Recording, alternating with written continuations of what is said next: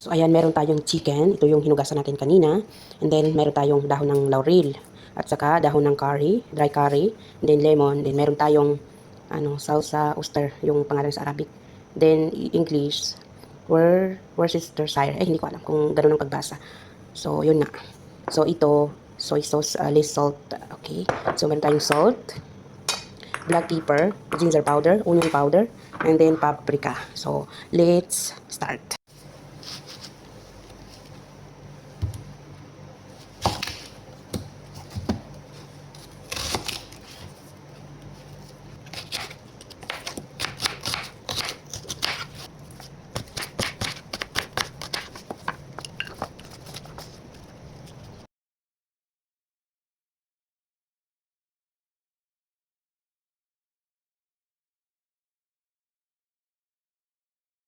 Hello guys, so ito yung hugasan natin kanina. So, bago yung i-marinate natin.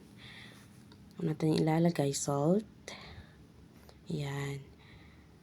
Paliguan natin para yan yung magiging lasa niya. And then, black pepper. And then, yung onion pala, lagyan din natin ng salt and black pepper at saka paprika. Yan, at saka ginger powder. At saka onion powder. Kasi yan yung magiging lasa niya.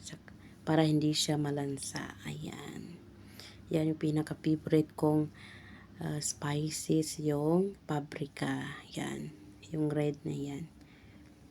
Yan. Imas-imasin natin. Para mas masarap. Yan. Kasi yan, ilalagay natin. Yan, lemon. Ilalagay natin yung sa loob ng chicken. Inside the chicken.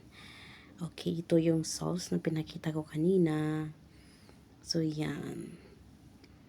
Kasi mamarinate natin ng 2 to 3 hours. Yan, dahon ng laurel at saka yung curry doon. Yan, ipasok na natin.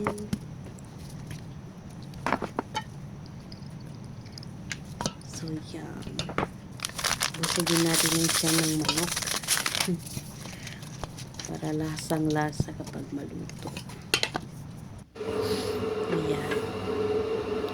So, yan yung sibuyas pa. Lagyan ko na. Chicken natin. Ito pala yung natira sa inaramit natin. Yung natirang tubig. Yan, ito na guys. Ayaw to natin. 5 minutes para sa sauce ng ating lechon manok. Ayan. Luto na siya guys.